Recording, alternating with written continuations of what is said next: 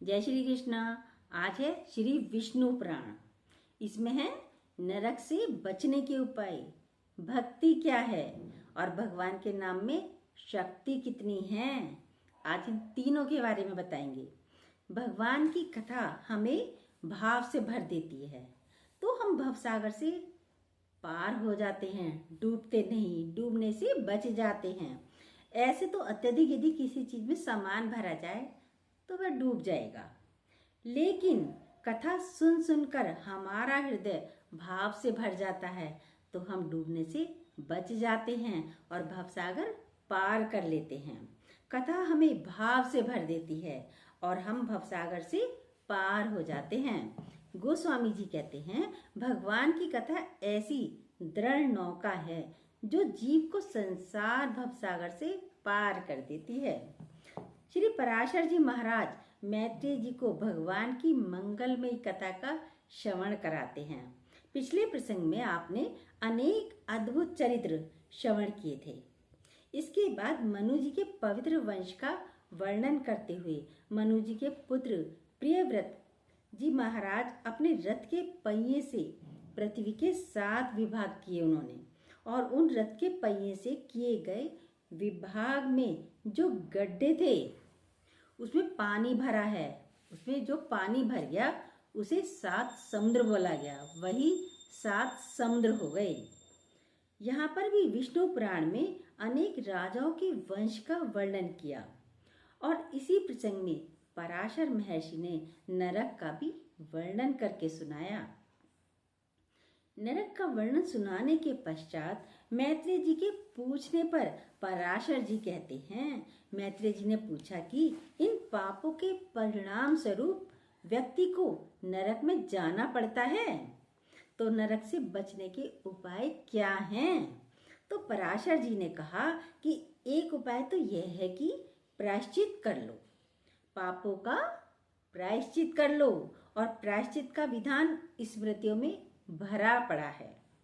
पराशर जी कहते हैं, शास्त्रों में जितने पाप के प्रायश्चित कहे गए हैं, अमुक पाप हो जाने पर ये प्रायश्चित कर लिया जाए, अमुक पाप हो जाने पर ये प्रायश्चित कर लिया जाए तो पाप से मुक्ति होती है, वो सब प्रायश्चित हैं। लेकिन भगवान का स्मरण ऐसा प्रायश्चित है कि भगवान का स्मरण करने से जीव के संपूर्ण पाप नष्ट हो जाते हैं।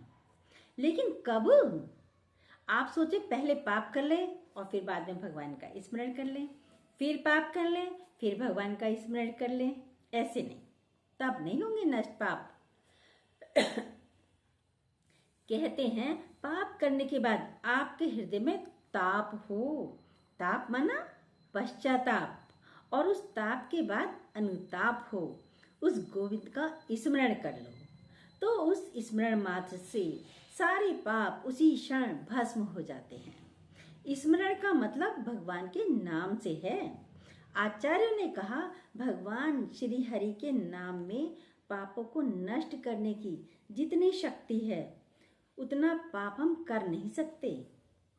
भगवान के नाम की अद्भुत महिमा बताई है। गोस्वामी जी ने रामचरितमानस में विस्तार से वर्णन किया है अद्भुत महिमा का, भगवान के नाम की। नाम जप करके प्रहलाद जी भक्त शिरोमणि हो गए। भगवान का नाम स्मरण करके हनुमान जी ने भगवान को अपने वश में कर लिया। और इतना कहते कहते अंत में गोस्वामी जी ने कहा, भगवान के नाम की मैं कितनी महिमा गाऊं, कितनी महिमा तुम्हें सुनाऊं। स्वयं भगवान भी उसका गान नहीं कर सकते। भगवान का नाम जप, भगवान के नाम की निष्ठा, यही भक्ति है। भक्ति में और भगवान नाम में कोई अंतर नहीं है। जिस भक्ति को हम और आप ढूंढते हैं उस भक्ति का रूप क्या है? श्री गोस्वामी जी महाराज के चिंतन के अनुसार यदि हम विचार करें तो गोस्वामी जी महाराज कहते हैं कि भगवान की भक्ति क्या है? बोले वर्षा ऋतु, और उस वर्षा ऋतु के जो 2 महीने हैं, सावन भादो मास, और वर्षा ऋतु में अंतर क्या है? सावन भादो ही वर्षा ऋतु है। भाई क्या अंतर है? कोई नहीं। कोई पूछे वर्षा ऋतु क्या है तो आप कहेंगे सावन भादो, और सावन भादो क्या है, वर्षा ऋतु। तो कोई भी अंतर नहीं है। और राम नाम के जो 2 अक्षर हैं ये क्या है, बोले सावन भादो। तो भगवान का नाम जपना ही भक्ति है, और कलिकाल में तो भगवान का नाम सर्वोपरि साधन है। पुराणों का सार, भगवान का नाम उच्चारण से जीव के सारे पाप समाप्त हो जाते हैं। संतों ने नाम की बड़ी महिमा गाई है। संतों ने कहा, इसी नाम को जप करके शबरी ने भगवान को प्राप्त कर लिया, और इसी नाम को जप करके हनुमान जी परम बल विधान हैं। इसी नाम के प्रताप से गणपति परम पूज्य हैं।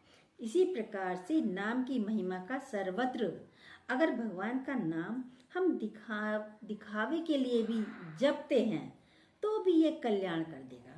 गोस्वामी जी महाराज कहते हैं, राम नाम बोलो, दम्भ पूर्वक भी भगवान का नाम लिया तो हमारे जीवन का शोक का सागर, पापों का सागर सूख जाएगा, यानी नष्ट हो जाएगा, नष्ट हो जाता है। और इसी बात को मानस में गोस्वामी जी ने कहा, जो नाम तुमको प्रिय हो, सब नाम एक समान है, वही लो, कोई अंतर नहीं है, कोई भी नाम जपो। सॉरी, बोले पुराणों में तो ऐसा भी लिखा है, 1000 बार नारायण नाम का उच्चारण करें तो जितना फल होता है 1 बार हरि कहने से हो जाता है। चाहे आपने 1000 बार नारायण नारायण कराओ, यदि आपने 1 बार हरि भी बोल दिया तो भी बराबर है। ये भी लिखा है, 1000 बार विष्णु का नाम लेने से जो फल होता है 1 बार राम कह दे तो हो जाता है। तो इसका क्या मतलब है? इसका मतलब इतना है कि भगवान के नाम में तुम्हारी निष्ठा बढ़ जाए, भगवान के नाम में तुम्हारी निष्ठा बढ़ जाए। कारण मृत्यु लोक में और अन्य लोकों में भगवान के नाम में क्या टोना है, क्या जादू है, मतलब क्या शक्ति है। भगवान के नाम में क्या जादू है, क्या टोना है, इसका मतलब है क्या शक्ति है। 1 बार नाम लेने से अजामिल का कल्याण हो गया। बाद में जो नाम उसने लिया है वो उसकी भक्ति और उसके हृदय में भगवत प्रेम को उत्पन्न करने का कारण बना। पाप के नाश के लिए तो भगवान का नाम 1 बार ही काफी है, इतनी महिमा है नाम की। लेकिन ये जीव का दुर्भाग्य है कि विश्वास नहीं होता। भला ऐसे कैसे? 1 बार राम कह दे तो हो गया काम। हाँ, हो जाता है काम, पर विश्वास करना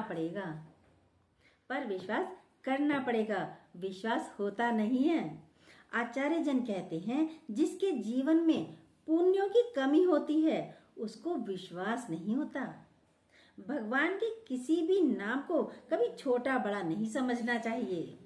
सब नाम कल्याण करने वाले हैं। नारायण नाम से ही कल्याण होगा, केशव नाम से भी कल्याण होगा, और गोविंद नाम से भी, राम नाम से भी और कृष्ण नाम से भी कल्याण होगा। जो नाम आपको प्रिय लगे, सब नाम कल्याणप्रद है और सबके उदाहरण हैं। राम नाम का जप करके यमन तर गया। अरे और तो और उल्टा नाम उच्चारण करके वाल्मीकि महात्मा बन गई। नारायण नाम उच्चारण करके अजामिल तर गया। राम नाम कह के गणिका तर गई।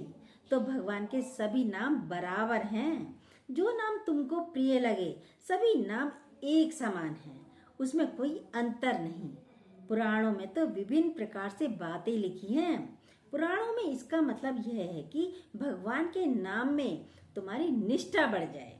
जिसे स्वर्ग में 3 वस्तुएं बड़ी विलक्षण हैं, कामधेनु, कल्पवृक्ष और चिंतामणि। इन 3 चीजों के कारण स्वर्ग जो है अन्य लोकों से, अन्य जीवों से, निवास स्थल से श्रेष्ठ माना जाता है। कारण मृत्यु लोक में और अन्य लोकों में परिश्रम करके व्यक्ति को खाना पीना सुख का अनुभव करना मिलता है, और स्वर्ग में वहाँ 3 चीजें रखी हैं, चिंतामणि, कल्पवृक्ष और कामधेनु हैं। कुछ करने की जरूरत ही नहीं, तीन में से किसी के पास जाओ, चिंतामणि के पास जाओ, हे चिंतामणि हमें अमुक वस्तुओं को दे दो, चिंतन करो मिल जाएगी। कामधेनु के पास जाओ, जो कामना करो मिल जाएगी। कल्प वृक्ष के पास जाओ, जो कामना करो मिल जाती है। इसी प्रकार कल्प वृक्ष, कामधेनु और चिंतामणि ये कामनाओं को पूरा करते हैं। अब कोई व्यक्ति एक चिंतामणि पा जाए और एक व्यक्ति 100 चिंतामणि लगा ले, चिंतामणि मतलब चिंताएं, और दोनों लेके बैठ जाएं। एक व्यक्ति 100 चिंतामणि का बिस्तर लगाकर उसी पर बैठ जाए और जिसके पास एक ही चिंतामणि है तो एक ही चिंतामणि हाथ में लेके बैठे। दोनों सोचे कि हमारी इच्छा पूरी हो जाए, तो क्या पूरी होगी? तो एक चिंतामणि भी वही काम करेगी जो 100 चिंतामणि काम करेगी, उसमें कोई अंतर नहीं। एक व्यक्ति 10,000 कल्प वृक्ष के जंगल में खड़ा होकर के अपनी कल्पना करे, उसकी कल्पना पूरी होगी। और एक कल्प वृक्ष के नीचे खड़ा होकर करे तो उसकी कल्पना भी पूरी होगी। अंतर कोई भी नहीं है। उसी प्रकार जो शास्त्रों में कहा है, जिस प्रकार उन 100 चिंतामणियों ने एक चिंतामणि भी कामना पूर्ण करने में समर्थ है, सारी कामनाएं पूर्ण कर देगी। उसी प्रकार भगवान के सभी नाम नित्य हैं, दिव्य हैं। किसी भी नाम का आश्रय व्यक्ति को लेना चाहिए और इस कलिकाल में भगवान का नाम सर्वोपरि साधन है। नाम लेने के लिए ना कोई नियम है, ना कोई बंधन है। चाहे जब चलते फिरते, उठते बैठते, खाते पीते, जब नाम याद आ जाए लेना चाहिए। और भगवान का स्मरण से नामोच्चारण जीव के सब पाप नष्ट हो जाते हैं और वो पवित्र होकर भगवान से मिल जाता है।